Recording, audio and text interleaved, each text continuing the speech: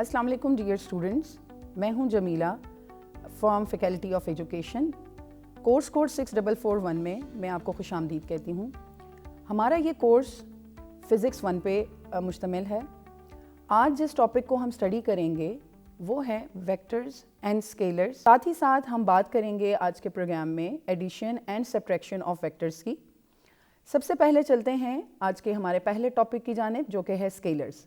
Dear student, जैसे कि आप जानते हैं कि बहुत दफ़ा हमें चीज़ों को मैयर करना पड़ता है और हम उनकी मैयरमेंट के लिए डिफरेंट फ़िज़िकल क्वांटिटीज़ का इस्तेमाल करते हैं। इसी तरह से मैयरिंग क्वांटिटीज़ को या फ़िज़िकल क्वांटिटीज़ को हम डिवाइड करते हैं स्केलर्स और वेक्टर्स में। स्केलर क्वांटिटीज़ वो क्वांटिटीज़ होती हैं that can be described with magnitude only, and they have units as well, but they do not describe the direction. Dear students, scalar quantity को अगर हम define करें तो हम करते हैं कि a scalar quantity is a physical quantity that is completely described by its magnitude or a single numerical value and unit, and they do not show any direction. For example, जब हम इनकी examples लेते हैं तो हम लेते हैं mass, मिसाल के तौर पे किसी चीज़ का वज़न या टेम्परेचर या स्पीड और टाइम, ये तमाम तर फिज़िकल क्वांटिटीज़ स्केलर क्वांटिटीज़ हैं। चलिए हम बात करते हैं टाइम की। जब हम किसी को ये कहते हैं कि 5 सेकंड्स गुजर गए हैं, तो देखें इस फिज़िकल क्वांटिटी के मेजरमेंट को बताते हुए हम सिर्फ़ और सिर्फ मैग्नीट्यूड जो कि 5 है और सेकंड्स जो कि इसका यूनिट है, इन दो चीज़ों के हवाले से इस फिज़िकल क्वांटिटी को डिस्क्राइब करने की कोशिश करते हैं।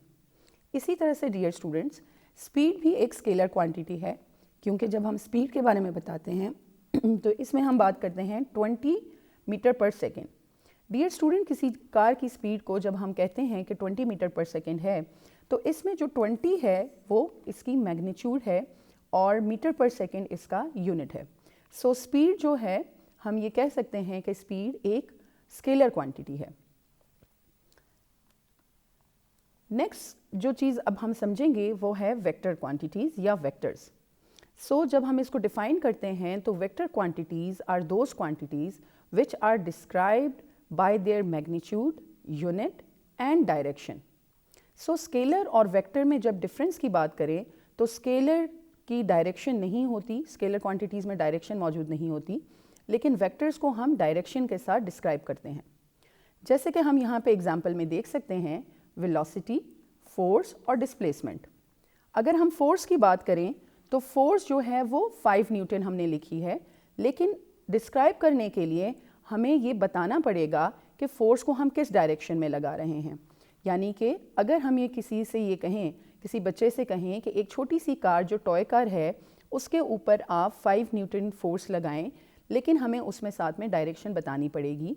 लाइक हम कहेंगे 5 Newton in the direction of north और एनी अदर डायरेक्शन। सो यहाँ पर फोर्स 5 न्यूटन टुवर्ड्स नॉर्थ के अंदर 5 न्यूटन जो है इसकी मैग्नीट्यूड है। 5 is the magnitude of force, Newton is the unit of force and north is actually the direction.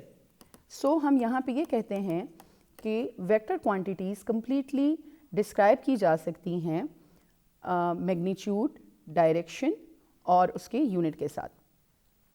Next example हम देखें तो डिस्प्लेसमेंट को देखते हैं। जब हम डिस्प्लेसमेंट की बात करते हैं तो हम ये कहते हैं a boy covered a displacement of from point A to point B, a boy covered a displacement of 30 metres, let's say. तो 30 metres is not enough description. क्यों?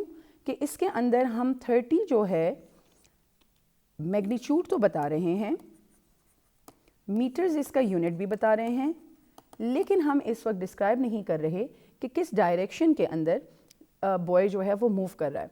सो from A to B in the direction of east, जब हम ये कहेंगे that a boy is moving from point A to point B and he is covering a displacement of 30 meters in the direction of east, इसका मतलब है कि यहाँ पर displacement 30 meter east is completely described. So हम ये यहाँ पे समझेंगे कि वेक्टर क्वांटिटीज़ वो क्वांटिटीज़ हैं जो कम्प्लीटली डिस्क्राइब करती हैं किसी भी फिज़िकल क्वांटिटी को along with its magnitude, unit and direction. Dear students, अब तक हम लोग स्केलर्स और वेक्टर क्वांटिटीज़ को बेहतर तरीके से समझ चुके हैं. अब हम बात करते हैं कि हम वेक्टर क्वांटिटीज़ को कैसे प्रेजेंट करते हैं. डियर स्टूडेंट्स, वेक्टर क्वांटिटीज़ को दो तरीके से रिप्रेजेंट किया जा सकता है. एक है उसकी सिंबॉलिक रिप्रेजेंटेशन और दूसरा है उसका ग्राफिकल रिप्रेजेंटेशन. स्टूडेंट्स, जब हम वेक्टर्स को सिंबॉलिकली रिप्रेजेंट करते हैं तो मोस्टली हम अल्फ़ाबेट्स को यूज़ करते हैं उन वेक्टर क्वांटिटीज़ को शो करने के लिए. फॉर एग्ज़ाम्पल कि कोई भी हम वेक्टर क्वांटिटी ले लें, लेट्स से उसको हम रिप्रेजेंट कर रहे हैं ए से. अगर हम इस वेक्टर क्वांटिटी को रिप्रेजेंट करना चाहते हैं तो ए के ऊपर जो एरो हेड है उससे हम इसको वेक्टर क्वांटिटी प्रेजेंट कर सकते हैं. इसी तरह से जब हम मैग्नीट्यूड की बात करते हैं तो magnitude of vectors are denoted by A mod, or they are also represented by the bold face of the vectors. Dear students, अब हम बात करते हैं ग्राफिकल रिप्रेजेंटेशन की. वेक्टर्स को हम ग्राफिकली भी रिप्रेजेंट कर सकते हैं और ग्राफिकल रिप्रेजेंटेशन करने के लिए हम एरोस का सहारा लेते हैं. Let's say this is A is a vector and this arrow shows the vector A. सो जो एरो है उसके अंदर जो एरो की लेंथ होती है वो मैग्नीट्यूड को शो करती है और एरो हेड जो है वो डायरेक्शन को शो करता है, वेक्टर की डायरेक्शन को ये शो करता है. सो ग्राफिकल रिप्रेजेंटेशन के अंदर भी हम वेक्टर की मैग्नीट्यूड और डायरेक्शन को क्लियरली बताने की कोशिश करते हैं. डियर स्टूडेंट्स, अब हम बात करते हैं एडिशन ऑफ वेक्टर्स की. वेक्टर्स को हम जब ऐड करना चाहें, लेट्स से अगर हमारे पास दो वेक्टर क्वांटिटीज़ हैं, उन दोनों वेक्टर क्वांटिटीज़ को अगर हम ऐड करना चाहते हैं तो फिर हम हेड टू टेल रूल लगाएंगे जिससे हम उनको ऐड करेंगे. अब समझने की कोशिश करते हैं कि हेड टू टेल रूल है क्या. Let's say the sum of the vectors R may be written analytically as R is equal to A plus B. Dear students, इसमें A और B दो वेक्टर क्वांटिटीज़ हैं जिनको हम आपस में ऐड करना चाह रहे हैं. यहाँ पर आप देख सकते हैं कि इनको बोल्ड फेस लेटर से लिखा गया है. इट मीन्स दैट के they are showing vector quantities. Dear students, आप इसको R is equal to A plus B भी लिख सकते हैं. अब अगर हम A और B वेक्टर्स को आपस में ऐड करना चाहते हैं तो हम हेड टू टेल रूल इस्तेमाल करेंगे. स्टूडेंट्स, वेक्टर्स को ऐड किया जा सकता है by using head to tail rule. Head to tail rule के अंदर हम सबसे पहले देखते हैं कि अगर हमारे पास कोई वेक्टर U हो और दूसरा कोई वेक्टर V है और अगर हम इन दोनों को ऐड करना चाहते हैं, इनका सम करना चाहें तो ये कैसे करेंगे. सबसे पहले हम U वेक्टर के हेड को V वेक्टर के टेल के साथ ज्वाइन करेंगे और उसके बाद रिजल्टेंट वेक्टर हमारे पास आ जाएगा जिसमें हम हेड टू हेड और टेल टू टेल इसको ज्वाइन करेंगे. जो लास्ट में हमारे पास वेक्टर आता है जो कि U plus V is equal to R. Dear students, R हमारा रिजल्टेंट वेक्टर होता है जो कि शो करता है कि हमने दो वेक्टर्स को ऐड किया है.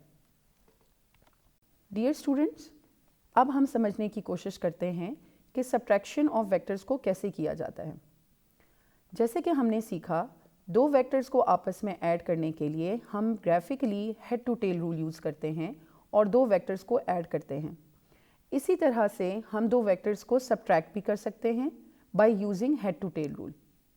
सो let consider if A and B are two vectors, then we will write R as A minus B.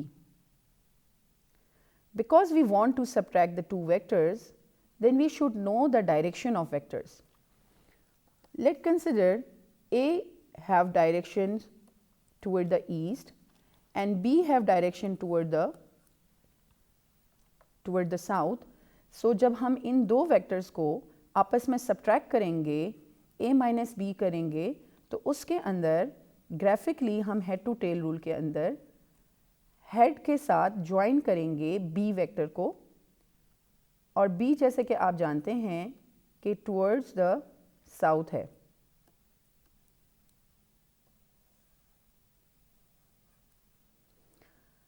Dear students, vector A और वेक्टर बी को हम हेड टू टेल रूल के ज़रिए जोड़ेंगे, लेकिन आप गौर करें कि बी को हमने सब्ट्रैक्ट करना है, सो इसको हम इसकी ऑपोजिट डायरेक्शन में ड्रॉ करेंगे और हम इसको माइनस बी लिखेंगे।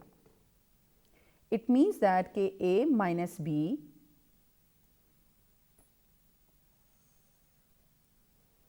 का जो रिजल्टेंट होगा उसमें हम हेड टू हेड ज्वाइन करेंगे और टेल टू टेल को ज्वाइन करके हमारे पास रिजल्टेंट वेक्टर आर आ जाएगा। R is equal to A minus B. Subtraction of vectors में इस बात का आपने ख्याल रखना है कि जो सेकेंड वेक्टर है जिसको आप सब्ट्रैक्ट करने जा रहे हैं वो जब माइनस बी बनेगा तो उसमें उसकी डायरेक्शन ऑपोजिट हो जाएगी। सब्ट्रैक्शन ऑफ वेक्टर्स में आपने इस बात का ख्याल रखना है कि ए और बी इनकी डायरेक्शंस का आपने ख्याल रखना है। जब आप बात करते हैं बी की, तो जब माइनस बी आप लिखेंगे तो ये इस डायरेक्शन के ऑपोजिट डायरेक्शन में होगा। डियर स्टूडेंट्स, आपने इस बात को याद रखना है कि बी को जब हम माइनस बी लिखते हैं तो इनकी मैग्नीट्यूड सेम रहती है। मैग्नीट्यूड पे कोई फ़र्क नहीं पड़ता, magnitude always remain same, but the direction जो है इनकी वो ऑपोजिट हो जाती है। सो अगर हम ये कहें कि माइनस बी ऑपोजिट डायरेक्शन को शो करता है तो it will be true here. Dear students, आज के प्रोग्राम में हमने vectors, scalars, addition of vectors, subtraction of vectors, resolution of vectors की बात की। उम्मीद है कि आपको ये कॉन्सेप्ट्स बेहतर तरीके से समझ आ गए होंगे। इजाज़त दीजिए, अल्लाह हाफ़िज़।